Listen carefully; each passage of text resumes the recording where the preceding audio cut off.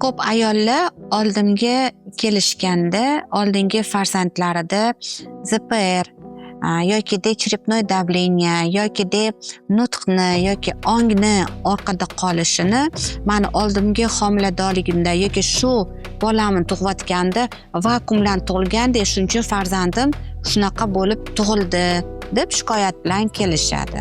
Aslida qanaqa bolangizni ZPR черепное давление yoki ongini, nutqini orqada qolishi hech qanaqasiga vakuum bilan bog'liq emas.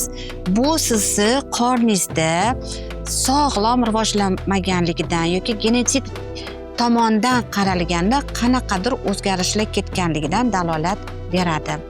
Vakuum, bilib qo'yinglar, vakuum bu yordamchi instrument. Masalan, ayol tug'ayotgan paytida homila onani tug'ruq yo'llaridan o'tayotganida bu yordamchi, misol uchun ayol kuchanishga charchab qoladi yoki homila chiqayotganda yuragi tushib ketib qoladi. Shunaqa paytda vrachlar vakuum qo'yib bolani tug'ilishiga yordam berishadi. Vakuum miyasini chayqatmaydi.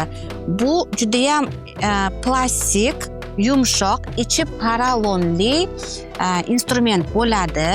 Bolani miyasini ustida suyagi, terisini ustiga qo'yiladi hamda nasos bilan tortilib, sekingina bolani tug'ilishiga yordam berishadi.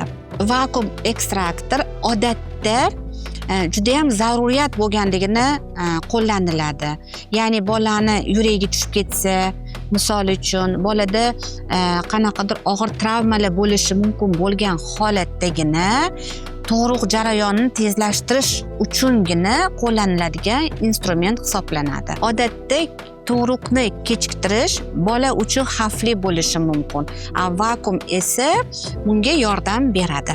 Shuning uchun hurmatli ayollar, agarda tug'ruq jarayonida sizga shifokoringiz vakuum ekstraktorini tavsiya qilib bolangizni sog'lom tug'ilishi uchun yordam berdimi, siz ulardan xafa bo'lmang.